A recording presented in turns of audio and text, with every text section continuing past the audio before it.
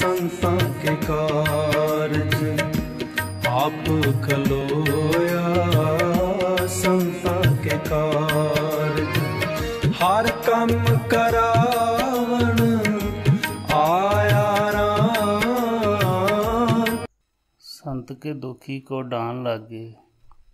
साध संगत करन वाला गुरमुख महापुरखां दी करनी तो मन अंदर भै रखदा है, क्योंकि आस्तिक होण करके प्रभु दी चेतना करदा है।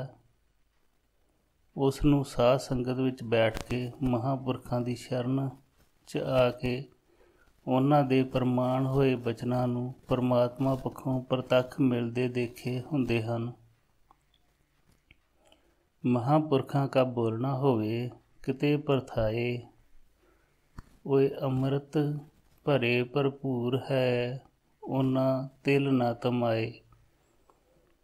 यह प्रतੱਖ कौतक उन्हां दे मन नूं सूखम कली वांग कोमल निर्वैर ते निमरता भरिया बना दिंदे हन। इहो जिहा प्राणी परमात्मा रूपी तने दियां ਉਹ ਟਾਹਣੀਆਂ जो महापुरखां दे रूप विच हन, उन्हां दी सेवा विच रहिंदे होए बचनां ते फुੱਲ चढ़ाउंदे होए अपना लोक परलोक सवार लैंदे हन।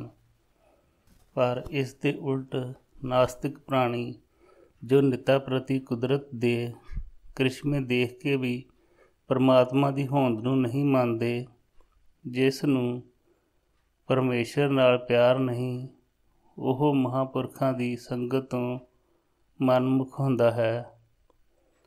मनुख जीव जंतु बनस्पति चंद तारे धरती हवा पानी आदि सब कुछ दी होंद मनमुख दी मलीन बुद्धि दे घेरे अंदर नहीं आउंदी। इहो जिहे मनुख महापुरखां दी संगत तों बेखबर हुंदे हन ਅਤੇ माया धन पुत्र संपत्ति नूं ही इंसान दा आधार समझदे हन। माया का रंग सब फिक्का जातो बिनस निदान। महापुरखां दे बचन तो बेखबर हो के दुखां दे मझधार विच गोते खाण लगदे हन। सो इसे तरह का बिरतांत केर सिंह भुੱਚੋ कला के परिवार नाल वरतिया।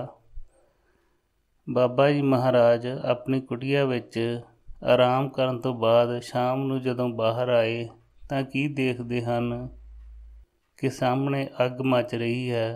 पाठक विचों पढ़ चुके हन कि बाबा जी ने प्रण कीता सी कि जद तक शरीर विच रहांगे अग मत्थे नहीं लावांगे।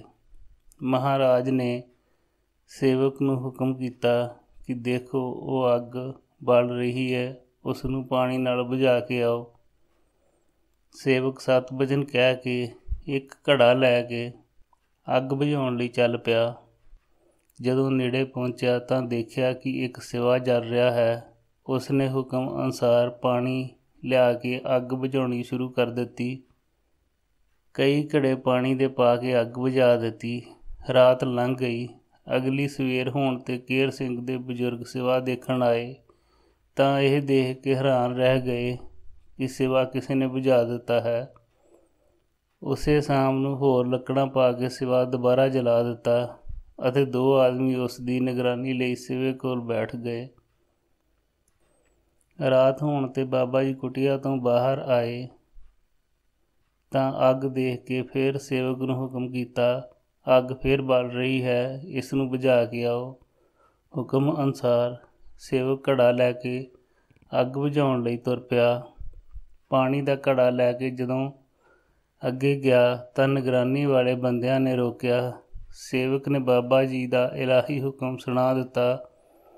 उन्हां ने यह बचन घर जाके दस्या। वो 4 आदमी नाल लैके आए ते कहा, महाराज असीं सिवे कित्थे बनाईए, तुसीं तां फूकण भी नहीं दिंदे।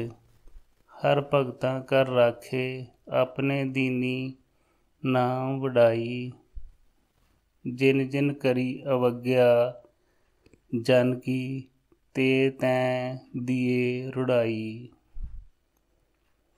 ਇਹ ਸੁਣ ਕੇ ਬਾਬਾ ਜੀ ਨੇ ਸਹਿਜ ਹੀ ਬਚਨ ਕਰ ਦਿੱਤਾ ਕਿ ਤੁਸੀਂ ਮੁਰਦੇ ਫੂਕ ਕੇ ਚਾਅ ਲਾ ਲਵੋ। ਸਾਧ ਬਚਨ ਅਟਲਾਦਾ। ਬਚਨ ਮਹਾਂਪੁਰਖਾਂ ਦੀ ਕਰੋਪੀ ਦਾ ਹੋਵੇ ਭਾਵੇਂ ਖੁਸ਼ੀ ਦਾ, ਉਹ ਅਟਲ ਹੈ। ਕੁਝ ਹੀ ਦਿਨਾਂ ਬਾਅਦ ਇਸੇ ਹੀ ਘਰ ਦਾ ਇੱਕ ਹੋਰ ਮੈਂਬਰ ਮਰ ਗਿਆ ਅਤੇ ਕੁਝ ਦਿਨ ਬਾਅਦ ਇੱਕ ਹੋਰ। ਇਸੇ ਘਰ ਦੇ 5 ਮੈਂਬਰ ਥੋੜ੍ਹੇ ਹੀ ਦਿਨਾਂ ਵਿੱਚ ਰੱਬ ਨੂੰ ਪਿਆਰੇ ਹੋ ਗਏ। ਇੱਕ ਚੱਲ ਗਏ, ਰਹਿੰਦੇ ਭੀ ਫੁੰਨ ਜਾਏ। ਫਿਰ ਸਮਝਾਏ ਕਿ ਬਾਬਾ ਜੀ ਦੇ ਬਚਨ ਦੀ ਨਰਾਦਰੀ ਕਰਕੇ ਹੀ ਇਹ ਸਜ਼ਾ ਮਿਲ ਰਹੀ ਹੈ। ਘਰ ਦੇ ਬਚੇ ਮੈਂਬਰ ਕੁਝ ਗੁਆਂਢੀਆਂ ਨੂੰ ਨਾਲ ਲੈ ਕੇ ਬਾਬਾ ਜੀ ਪਾਸ ਪਹੁੰਚੇ। ਟਿੱਲੇ ਉੱਪਰ ਪਹੁੰਚ ਕੇ ਰੋ ਕੇ ਵਿਥਿਆ ਸੁਣਾਉਣ ਲੱਗੇ ਤਾਂ ਮਾਫੀ ਮੰਗਣ ਲੱਗੇ। ਮਹਾਂਪੁਰਖ ਕੋਮਲ ਚਿੱਤ ਹੁੰਦੇ ਹਨ, ਰਹਿਮਤ ਦੇ ਘਰ ਆਉਣ ਤਾਂ ਬਖਸ਼ਣ ਲੱਗੇ ਦੇਰ ਨਹੀਂ ਲਾਉਂਦੇ ਅਤੇ ਬਚਨ ਕੀਤਾ ਕਿ ਹੁਣ ਜੋ ਹੋਣਾ ਸੀ ਹੋ ਗਿਆ। ਅੱਗੇ ਤੋਂ ਸੁੱਖ ਸ਼ਾਂਤੀ ਰਹੇਗੀ ਅਤੇ ਕੋਈ ਵੀ ਤੁਹਾਡਾ ਇਸ ਤਰ੍ਹਾਂ ਨਹੀਂ ਮਰੇਗਾ। ਸੰਤ ਕੇ ਦੋਖੀ ਕੋ ਅਵਰ ਨ ਰਾਖਨ ਹਾਰ, ਨਾਨਕ ਸੰਤ ਭਾਵੇ ਤਾਂ ਲਏ ਉਬਾਰ। ਆਪਣਾ ਪਰਿਵਾਰ ਬਚਾ ਲਿਆ। ਇਸ ਤੋਂ ਬਾਅਦ ਇਸ ਪੱਤੀ ਦੇ ਲੋਕਾਂ ਨੇ ਆਪਣੇ ਸਿਵੇ ਬਾਬਾ ਜੀ ਦੇ ਡੇਰੇ ਤੋਂ ਦੂਰ ਬਣਾ ਲਏ। ਇਹਨਾਂ ਵਿੱਚੋਂ ਇੱਕ ਕੇਰ ਸਿੰਘ ਦਾ ਪਰਿਵਾਰ ਹੈ, ਜਿਹੜਾ ਇਸੇ ਪਿੰਡ ਵਿੱਚ ਗਿੱਲ ਪੱਤੀ ਵਿੱਚ ਮੌਜੂਦ ਹੈ। ਜੋ ਸਰਣ ਆਵੇ ਤਿਸ ਕੰਠ ਲਾਵੇ, ਇਹ ਬਿਰਧ ਸੁਆਮੀ ਸੰਦਾ, ਸਤਿਗੁਰ ਸਿੱਖ ਕੇ ਬੰਧਨ ਕਾਟੇ। ਪ੍ਰਤੱਖ ਨੂੰ ਪ੍ਰਮਾਣ ਦੀ ਲੋੜ ਨਹੀਂ। ਇਨਸਾਨ ਦਾ ਘੇਰਾ ਬਹੁਤ ਸੌੜਾ ਹੁੰਦਾ ਹੈ। ਮਹਾਂਪੁਰਖ ਇੱਕ ਵਿਸ਼ਾਲ ਸਾਗਰ ਦੀ ਨਿਆਈ ਹੁੰਦੇ ਹੋਏ ਵੀ ਇਨਸਾਨੀ ਬੂੰਦ ਨੂੰ ਨਾਮ ਰੂਪੀ ਸਿਪ ਦੇ ਮੂੰਹ ਵਿੱਚ ਪਾ ਕੇ ਲਾਲ ਬਣਾ ਦਿੰਦੇ ਹਨ। ਉਸ ਦੇ ਦੁੱਖ ਸੁੱਖ ਵਿੱਚ ਆਪ ਸਹਾਈ ਹੁੰਦੇ ਹਨ। ਉਸ ਦੇ ਆਉਣ ਵਾਲੇ ਭਵਿੱਖ ਬਾਰੇ ਸੁਚੇਤ ਕਰ ਦਿੰਦੇ ਹਨ। ਸੋਹਣ ਸਿੰਘ ਨੇ ਬਾਬਾ ਜੀ ਦੇ ਰੂਮੀ ਰਹਿਣ ਸਮੇਂ ਅਣਥੱਕ ਸੇਵਾ ਕੀਤੀ। ਜਦੋਂ ਇੱਥੇ ਪੁੱਛੋਂ ਕਲਾ ਆ ਗਏ, ਸੇਵਾ ਉਸੇ ਤਰ੍ਹਾਂ ਹੀ ਨਿਭਾਈ। ਰਾਤ ਦੇ ਸਮੇਂ ਬਾਬਾ ਜੀ ਨੇ ਇਸ ਦੇ ਪਰਿਵਾਰ ਦੇ ਇੱਕ ਆਦਮੀ ਨੂੰ ਪਹਿਰੇ ਲਾਉਣਾ। ਪਹਿਰਾ ਕੀ ਸੀ ਕਿ ਰਾਤ ਸ਼ੁਰੂ ਹੁੰਦੇ ਹੀ ਸੇਵਕ ਡੇਰੇ ਅੰਦਰ ਆ ਜਾਣ ਅਤੇ ਬਾਬਾ ਜੀ ਜਿਸ ਜਗ੍ਹਾ ਪੈਣ ਲਈ ਹੁਕਮ ਦਿੰਦੇ ਉੱਥੇ ਜਾ ਕੇ ਸੌਂ ਜਾਣਾ। ਸਵੇਰੇ ਆਗਿਆ ਲੈ ਕੇ ਚਲੇ ਜਾਣਾ। ਪਹਿਰਾ ਦੇਣ ਵਾਲੇ ਨੂੰ ਬਾਬਾ ਜੀ ਆਪਣੀ ਪ੍ਰਬਲ ਕਮਾਈ ਅਤੇ ਮਿਹਰ ਸਦਕਾ ਕਈ ਤਰ੍ਹਾਂ ਦੇ ਗੁਪਤ ਬਿਰਤਾਂਤ ਦਿਖਾ ਦਿੰਦੇ। ਜਿਵੇਂ ਸਾਹਿਬ ਸ੍ਰੀ ਗੁਰੂ ਨਾਨਕ ਦੇਵ ਜੀ ਬਾਰੇ ਇਤਿਹਾਸ ਗਵਾਹੀ ਦਿੰਦਾ ਹੈ। ਆਪ ਆਪਣੇ ਜਨਮ ਅਸਥਾਨ ਤਲਵੰਡੀ ਬਿਰਾਜੇ ਹੋਏ ਸਨ। ਹਜ਼ੂਰ ਛੋਟੀ ਅਵਸਥਾ ਵਿੱਚ ਹੋਣ ਕਰਕੇ ਨੀਂਦ ਸਦਕਾ ਸਰੀਰਕ ਆਰਾਮ ਵਿੱਚ ਸਨ। ਮਾਤਾ ਜੀ ਨੇ ਪ੍ਰਸ਼ਾਦ ਤਿਆਰ ਕਰਕੇ ਨੌਕਰਾਣੀ ਨੂੰ ਹੁਕਮ ਦਿੱਤਾ, ਜਾ ਕੇ ਲਾਲ ਜੀ ਨੂੰ ਜਗਾ ਦਿਓ, ਕਹੋ ਕਿ ਪ੍ਰਸ਼ਾਦ ਛਕ ਲੈਣ। ਨੌਕਰਾਣੀ ਅੰਦਰ ਗਈ। ਪਾਤਸ਼ਾਹ ਦੇ ਚਿਹਰੇ ਦਾ ਦਰਸ਼ਨ ਕੀਤਾ ਤਾਂ ਮਨ ਪ੍ਰਭਾਵਿਤ ਹੋਇਆ ਅਤੇ ਜਗਾਉਣ ਦੀ ਹਿੰਮਤ ਚਲੀ ਗਈ। ਕਿੰਨੀ ਦੇਰ ਅਡੋਲ ਖੜੀ ਰਹੀ। ਜਦੋਂ ਅੰਦਰੋਂ ਕੋਈ ਆਵਾਜ਼ ਨਾ ਆਈ, ਮਾਤਾ ਜੀ ਨੇ ਫਿਰ ਆਵਾਜ਼ ਦਿੱਤੀ, ਤੁਲਸਾ ਇਤਨੀ ਦੇਰ ਕਿਉਂ ਲਾ ਦਿੱਤੀ, ਲਾਲ ਜੀ ਨੂੰ ਜਗਾ ਦੇ। ਉਸ 'ਤੇ ਆਵਾਜ਼ ਦੇਣ ਦੀ ਬਜਾਏ ਅਦਬ ਸਤਿਕਾਰ ਸਹਿਤ ਜਗਾਉਣ ਲਈ ਵਿਉਂਤ ਬਣਾਈ। ਉਸ ਨੇ ਆਵਾਜ਼ ਦੇਣ ਦੀ ਬਜਾਏ ਅਦਬ ਸਤਿਕਾਰ ਸਹਿਤ ਜਗਾਉਣ ਲਈ ਵਿਉਂਤ ਬਣਾਈ। ਉਸ ਨੇ ਚਰਨਾਂ ਵੱਲ ਹੋ ਕੇ ਆਪਣੀ ਜ਼ਬਾਨ ਸਤਿਗੁਰ ਦੇ ਚਰਨਾਂ ਨਾਲ ਛੁਹਾਈ। ਜ਼ਬਾਨ ਰਾਹੀਂ ਚਰਨ ਛੋਹ ਮਿਲਣ ਦੀ ਦੇਰ ਹੀ ਸੀ ਕਿ ਗੁਪਤ ਬਿਰਤਾਂਤ ਜੋ ਹਜ਼ੂਰ ਵਰਤਾ ਰਹੇ ਸਨ ਪ੍ਰਤੱਖ ਹੋ ਨਿਬੜਿਆ।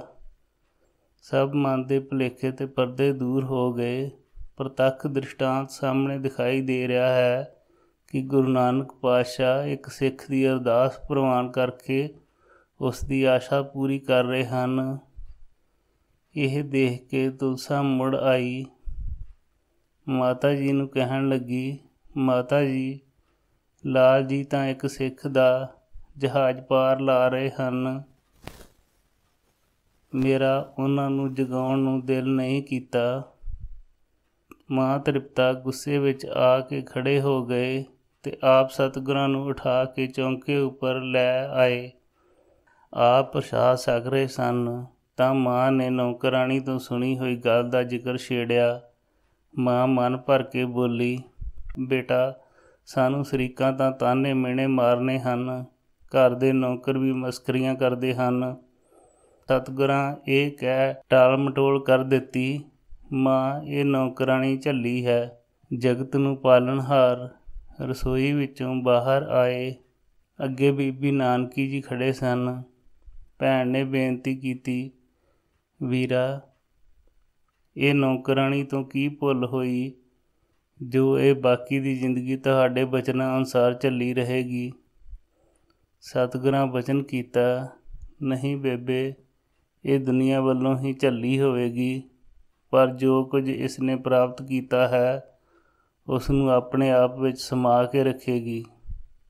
ਅੰਮ੍ਰਿਤ ਵੇਲਾ ਹੋਇਆ। ਸਾਰੀ ਸੰਗਤ ਜੋ ਪਹਿਰਾ ਦੇ ਰਹੀ ਸੀ, ਹਜ਼ੂਰ ਬਾਬਾ ਮਹਾਹਰਨਾਮ ਸਿੰਘ ਜੀ ਪਾਸੋਂ ਆਗਿਆ ਲੈਣ ਲਈ ਗਏ। ਜਗਤਾ ਸਿੰਘ, ਜੋ ਕਿ ਸੋਹਣ ਸਿੰਘ ਦਾ ਲੜਕਾ ਸੀ, ਆਗਿਆ ਲੈ ਕੇ ਘਰ ਗਿਆ। ਰਾਤ ਦੇ ਹਨੇਰੇ ਵਿੱਚ ਜੋ ਉਸਨੇ ਦ੍ਰਿਸ਼ਟਾਂਤ ਦੇਖਿਆ ਸੀ, ਆਪਣੇ ਪਿਤਾ ਕੋਲ ਕਹਿਣ ਲੱਗਾ, ਇੱਕ ਰੇਲ ਦੇ ਇੰਜਣ ਵਰਗੀ ਹਮਸ਼ਕਲ ਕੋਈ ਚੀਜ਼ ਖੇਤਾਂ ਵਿੱਚ ਦੀ ਸਿੱਧੀ ਹੀ ਜਾ ਰਹੀ ਸੀ। ਉਸ ਦੇ ਸਵਾਰ ਬੜੇ ਹੀ ਕਰੂਪ ਤੇ ਭੈ ਵਾਲੇ ਸਨ। ਉਹ ਬੈਠੇ ਸਨ ਅਤੇ ਚੱਲਦੇ ਹੋਏ ਇੰਜਣ ਵਿੱਚੋਂ ਹੀ ਆਪਣੇ ਆਪ ਜ਼ਮੀਨ 'ਤੇ ਆ ਰਹੇ ਸਨ। ਮੈਂ ਡਰ ਦੇ ਨਾਲ ਸਹਿਮ ਗਿਆ ਸੀ। ਸੋਹਣ ਸਿੰਘ ਨੇ ਕੁਝ ਬੁੱਧੀਮਾਨ ਪੁਰਸ਼ਾਂ ਕੋਲ ਇਹ ਪ੍ਰਤੱਖ ਚਮਤਕਾਰ ਦੀ ਚਰਚਾ ਕੀਤੀ। ਸਿਆਣੇ ਪੁਰਸ਼ਾਂ ਨੇ ਕਿਹਾ ਕਿ ਦ੍ਰਿਸ਼ਟਾਂਤ ਤਾਂ ਮਾੜਾ ਹੀ ਹੈ, ਪਰ ਸੋਹਣ ਸਿੰਘ, ਸੰਤਾਂ ਤੋਂ ਪੁੱਛ ਕੇ ਦੇਖ ਲੈਂਦੇ ਹਾਂ। ਮਹਾਂਪੁਰਖ ਹੀ ਇਹੋ ਜਿਹੇ ਸ਼ੰਕੇ ਦੂਰ ਕਰ ਸਕਦੇ ਹਨ। ਜਿਵੇਂ ਕਥਨ ਹੈ, ਸੰਸਾ ਦਿਲੋਂ ਨਾ ਜਾਏ, ਮਿਲੇ ਫਕੀਰ ਦੇ, ਮਿੱਤਰ ਕੰਮ ਨਾ ਆਏ, ਵੇਲੇ ਭੀੜ ਦੇ, ਦਲਿੱਦਰ ਨਾ ਹੋਵੇ, ਦੂਰ ਮਿਲੇ ਅਮੀਰ ਦੇ, ਤਿੰਨੇ ਦੇਈਏ ਰੋੜ ਵਿੱਚ ਵਗਦੇ ਨੀਰ ਦੇ। ਅਗਲੇ ਦਿਨ ਜਗਤਾ ਸਿੰਘ ਇਕੱਲਾ ਹੀ ਬਾਬਾ ਜੀ ਪਾਸੋਂ ਇਸ ਬੀਤ ਗਈ ਰਾਤ ਦੇ ਦ੍ਰਿਸ਼ਟਾਂਤ ਬਾਰੇ ਪੁੱਛਣ ਲੱਗਾ। ਹਜ਼ੂਰ, ਇਸ ਕੌਤਕ ਦੀ ਮੈਨੂੰ ਸਮਝ ਨਹੀਂ ਲੱਗੀ। ਪਤਿਤ ਪਾਵਨ ਹਜ਼ੂਰ ਨੇ ਫਰਮਾਇਆ, ਜਗਤਾ ਸਿੰਘ, ਅੱਜ ਪਹਿਰੇ 'ਤੇ ਆ ਜਾਵੀਂ, ਰਾਤ ਨੂੰ ਸਭ ਪ੍ਰਤੱਖ ਦੇਖ ਲਵੀਂ। ਬਚਨ ਦੀ ਪਾਲਣਾ ਹੋਈ। ਜਗਤ ਸਿੰਘ ਪਹਿਰੇ ਪੈਣ ਆ ਗਿਆ। ਹੁਕਮ ਅਨੁਸਾਰ ਪਹਿਰੇ ਵਾਲੀ ਥਾਂ ਜਾ ਕੇ ਪੈ ਗਿਆ। ਕੁਝ ਰਾਤ ਲੰਘਣ ਤੋਂ ਬਾਅਦ ਜਗਤ ਸਿੰਘ ਪ੍ਰਤੱਖ ਦੇਖ ਰਿਹਾ ਹੈ। ਓਡਾਂ ਵਰਗੀਆਂ ਸਿਰਕੀਆਂ ਦੀਆਂ ਝੌਂਪੜੀਆਂ ਪਖਾਈ ਲੱਗੀਆਂ ਹੋਈਆਂ ਹਨ। ਉਹਨਾਂ ਵਿੱਚੋਂ ਉਹੀ ਸ਼ਕਲ ਦੇ ਭੈਭੀਤ ਕਰਨ ਵਾਲੇ ਬਹਿਰੂਪੀਏ ਨਿਕਲ ਰਹੇ ਹਨ ਜੋ ਕੱਲ੍ਹ ਰਾਤ ਇੰਜਣ ਵਰਗੀ ਚੀਜ਼ ਦੇ ਵਿੱਚ ਦੇਖੇ ਸਨ। ਡੇਰੇ ਅਤੇ ਪਿੰਡ ਦੇ ਚੁਫੇਰੇ, ਇੱਕ ਸਿਰਕੀ ਪੁੱਚੋ ਮੰਡੀ ਵਾਲੇ ਪਾਸੇ, ਇੱਕ ਸਕੂਲ ਵਾਲੇ ਪਾਸੇ, ਸੁਨਿਆਰੇ ਵਾਲੇ ਟਿੱਬੇ ਉੱਪਰ, ਇੱਕ ਮਲੇਸ਼ਾਂ ਵਾਲੇ ਪਾਸੇ ਦੀ ਜਗ੍ਹਾ 'ਤੇ, ਜੋ ਪਹਿਲਾਂ ਸੁਪਨੇ ਵਿੱਚ ਦੇਖਿਆ ਸੀ ਪਰ ਹੁਣ ਪ੍ਰਤੱਖ ਦੇਖ ਰਿਹਾ ਸੀ। ਇਹ ਸਭ ਕੁਝ ਦੇਖ ਹੀ ਰਿਹਾ ਸੀ ਕਿ ਬਾਬਾ ਜੀ ਟਿੱਲੇ ਵਾਲੇ ਕੋਠੇ ਵਿੱਚੋਂ ਬਾਹਰ ਆ ਕੇ ਦੇਖਦੇ ਹਨ ਕਿ ਜਗਤ ਸਿੰਘ ਬੈਠਾ ਹੈ। ਹਜ਼ੂਰ ਨੇ ਆਵਾਜ਼ ਦਿੱਤੀ, ਜਗਤ ਸਿੰਘ ਬੈਠਾ ਹੈ, ਨੀਂਦ ਨਹੀਂ ਆ ਰਹੀ। ਪਾਤਸ਼ਾਹ, ਜੋ ਕੁਝ ਕੱਲ੍ਹ ਸੁਪਨੇ ਵਿੱਚ ਦੇਖਿਆ ਸੀ ਅੱਜ ਪ੍ਰਤੱਖ ਦੇਖ ਰਿਹਾ ਹਾਂ। ਹਨੇਰੀ ਰਾਤ ਵਿੱਚ ਵੀ ਮੈਨੂੰ ਇਹ ਸਭ ਕੁਝ ਦੂਰ ਦੂਰ ਤੱਕ ਦਿਖਾਈ ਦੇ ਰਿਹਾ ਹੈ। ਜਗਤ ਸਿੰਘ ਨੇ ਬੇਨਤੀ ਕੀਤੀ। ਬਾਬਾ ਜੀ ਨੇ ਬਚਨ ਕੀਤਾ, ਜਗਤ ਸਿੰਘ, ਤੇਰੀ ਦ੍ਰਿਸ਼ਟੀ ਬਦਲੀ ਹੈ, ਮਨ ਦਾ ਕਪਾਟ ਖੋਲ੍ਹ ਦਿੱਤਾ ਹੈ। ਮਨ ਦੀ ਸੋਚ ਅੱਗੇ ਦਿਨ ਰਾਤ ਇੱਕ ਸਮਾਨ ਹਨ। ਇਸ ਨੂੰ ਅੰਧੇਰਾ ਉਜਾਲਾ ਇੱਕੋ ਹੀ ਹੈ। ਅੰਧੇਰਾ ਇਸ ਦੀ ਗਤੀ ਨੂੰ ਰੋਕਦਾ ਨਹੀਂ ਤੇ ਉਜਾਲਾ ਇਸ ਨੂੰ ਤੇਜ਼ ਨਹੀਂ ਕਰਦਾ। ਜਿਹੜੇ ਭੈ ਭੀਤ ਕਰਨ ਵਾਲੇ ਕਰੂਪ ਦਿਸਦੇ ਹਨ, ਇਹ ਜਮਦੂਤ ਹਨ। ਇਹ ਇੰਜਣ ਕਾਲ ਦਾ ਰੂਪ ਹੈ। ਇਹ ਬਿਮਾਰੀ ਦਾ ਸੰਦੇਸ਼ ਲੈ ਕੇ ਆਏ ਹਨ। ਹੁਣ ਬਿਮਾਰੀ ਪਵੇਗੀ ਅਤੇ ਅਨੇਕਾਂ ਜਾਨਾਂ ਇਸ ਦੀ ਬਲੀ ਚੜ੍ਹ ਜਾਣਗੀਆਂ। ਜਗਤ ਸਿੰਘ ਕੁਝ ਘਬਰਾਹਟ ਵਿੱਚ ਬੋਲਿਆ, ਮਹਾਰਾਜ ਪਹਿਲਾਂ ਦੱਸ ਦਿੰਦੇ ਤਾਂ ਬਾਹਰ ਝੁੱਗੀਆਂ ਬਣਾ ਲੈਂਦੇ। ਹਜ਼ੂਰ ਨੇ ਉਸ ਦੀ ਘਬਰਾਹਟ ਦੇਖਦੇ ਹੋਏ ਫਰਮਾਇਆ, ਜਗਤ ਸਿੰਘ ਡਰਨਾ ਨਹੀਂ, ਇਹ ਵੀ ਕਿਸੇ ਦੇ ਹੁਕਮ ਵਿੱਚ ਹਨ, ਆਪਣੀ ਮਨਮਰਜ਼ੀ ਨਹੀਂ ਕਰ ਸਕਦੇ। ਸਵੇਰੇ 4 ਵਜੇ ਤੋਂ ਅੱਧੇ ਘੰਟੇ ਤੱਕ ਇਹਨਾਂ ਨੂੰ ਇਜਾਜ਼ਤ ਮਿਲਿਆ ਕਰੇਗੀ। ਕਿਲ੍ਹੇ ਦੇ ਕੋਲ ਖੂਹ ਦੇ ਅਗਲੇ ਪਾਸੇ ਨੁਕਸਾਨ ਕਰਨਗੇ, ਤੁਹਾਡਾ ਵਾਲ ਵਿੰਗਾ ਨਹੀਂ ਹੋਏਗਾ। ਵਿੱਚ ਕਰਤਾ ਪੁਰਖ ਖਲੋਆ, ਵਾਲ ਨਾ ਵਿੰਗਾ ਹੋਆ। ਪਹਿਰਾ ਪੂਰਾ ਕਰਨ ਉਪਰੰਤ ਜਗਤਾ ਸਿੰਘ ਘਰ ਆਇਆ। ਜਿਨ੍ਹਾਂ ਨਾਲ ਸਲਾਹ ਕਰਕੇ ਬਾਬਾ ਜੀ ਪਾਸੋਂ ਕੌਤਕ ਬਾਰੇ ਪੁੱਛਿਆ ਸੀ, ਉਹਨਾਂ ਨੂੰ ਵੀ ਸੁਚੇਤ ਕਰ ਦਿੱਤਾ। ਅਗਲੇ ਦਿਨ ਹੀ ਬਠਿੰਡੇ ਵੱਲੋਂ ਖਬਰ ਆਈ ਕਿ ਚੂਹੇ ਮਰੇ ਬਾਹਰ ਪਏ ਹਨ, ਬਿਮਾਰੀ ਪਵੇਗੀ। ਪਲੇਗ ਦੀ ਬਿਮਾਰੀ ਪਈ। ਬਾਬਾ ਜੀ ਨੇ ਆਪਣੇ ਸੇਵਕਾਂ ਨੂੰ ਪ੍ਰਤੱਖ ਦਿਖਾ ਵੀ ਦਿੱਤਾ ਤੇ ਰੱਖਿਆ ਵੀ ਕੀਤੀ। ਇਹ ਬਚਨ ਬਾਬਾ ਸੋਹਣ ਸਿੰਘ ਜੀ ਦੇ ਪਰਿਵਾਰ ਵਿੱਚੋਂ ਮਿਲਿਆ। ਸ੍ਰੀ ਵਾਹਿਗੁਰੂ ਜੀ ਕਾ ਖਾਲਸਾ, ਸ੍ਰੀ ਵਾਹਿਗੁਰੂ ਜੀ ਕੀ ਫਤਿਹ।